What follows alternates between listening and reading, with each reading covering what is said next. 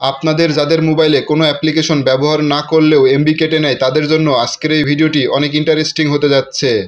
আমাদের মোবাইল ফোনে এমন অনেক অ্যাপ্লিকেশন আছে যেই অ্যাপ্লিকেশনগুলো আমাদের মোবাইল ফোনের ব্যাকগ্রাউন্ডে রানিং থেকে আমাদের মোবাইল থেকে প্রচুর পরিমাণে এমবি কেটে নেয়।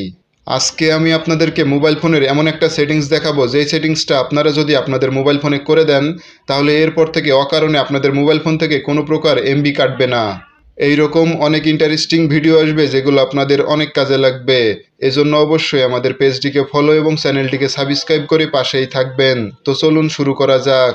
প্রথমে আপনাদের মোবাইল ফোনের প্রত্যেকটা অ্যাপ্লিকেশন সেম এইভাবে চেপে ধরবেন। ধরার পরে একটা আই বাটন অথবা অ্যাপ ইনফো পাবেন, তো এর উপর ক্লিক করে দিবেন।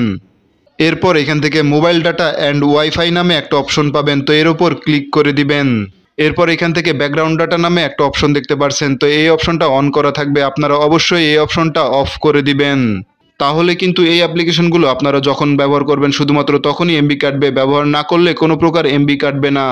অবশ্যই মনে রাখবেন হোয়াটসঅ্যাপ, ইমো, মেসেঞ্জার এই অ্যাপ্লিকেশনগুলোর কোনো সময় ব্যাকগ্রাউন্ড ডাটা অফ করবেন না, কারণ আমরা যদি এই অ্যাপ্লিকেশনগুলো ব্যবহার নাও করে থাকি তারপরেও অনেকে আমাদেরকে অনেক সময় গুরুত্বপূর্ণ মেসেজ সেন্ড করে।